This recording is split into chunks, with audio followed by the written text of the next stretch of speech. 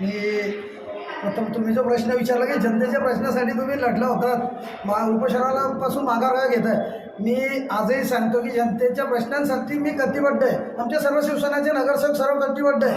आम्ही दिलेल्या शब्दाला, हे लोकांच्या दिलेला शब्द आम्ही 100% पूर्ण करणारच. आज मी नगरपालिकेला 1/4/2026 रोजी सर्व सिद्धेश्वर वासियांच्या घरकुलांचा प्रश्न निकाली लागावा यासाठी पत्र दिलं होतं. त्याच्यानंतर नगरपालिकेने मला एक पत्र काढलं आहे आणि सुरुवात केली आहे. त्यांनी सकारात्मक सुरुवात केली आहे. 8 तारखेला जी माझी प्रमुख मागणी होती की सर्वसामान्यांना घरकुल मिळावं, त्यांना न्याय मिळावा, त्यांचा जो घरकुलांचा खरा प्रश्न होता तो कुठेतरी मार्गी लागावा, तो कुठेतरी नगरपालिकेच्या माध्यमातून एक सकारात्मक पाऊल नगरपालिकेने सुरुवात केलेली आहे. त्यांनी एक लेखी स्वरूपाचा हे बघा, त्यांनी एक पत्र दिलं आहे की बा आम्ही टेंडरिंग ऑनलाईनवर तुम्ही पाहिला तर ऑनलाईन टेंडर दिसते. टेंडर काढलेलं आहे त्यांनी. जे आज 1500 ते 1700 सिद्धेश्वर वासियांचा घरकुलांचा प्रश्न होता तो कुठेतरी मला आशेची किरण दिसते.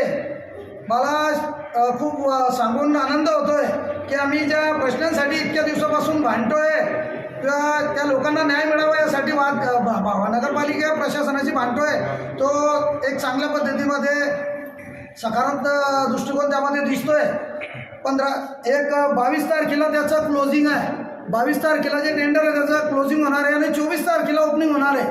24 तारखेनंतर त्याचा मार्ग मोकळा होईल किंवा कुठल्या कंपनीनं ते टेंडर घेतलं त्यानंतर त्याचा सर्वे होईल. सर्वे झाल्यानंतर माननीय जिल्हाधिकाऱ्यांकडे तो प्रस्ताव पाठवला जाईल आणि त्याच्यानंतर त्यांचा एक DPR तयार झाल्यानंतर तो तिकडनं आल्यानंतर परत भूमी अभिलेखकडे येऊन नगरपालिकेच्या दप्तरी नोंद होईल. म्हणजे त्या घरकुलाच्या त्या घरांचे मालक खऱ्या अर्थाने ते लोक होतील. हीच माझी प्रमुख मागणी होती. आमच्या सर्व नगरसेवकांची खऱ्या अर्थाने तीच मागणी होती किंवा त्या गरीब लोकांचा प्रश्न हा मार्गी लागला पाहिजे.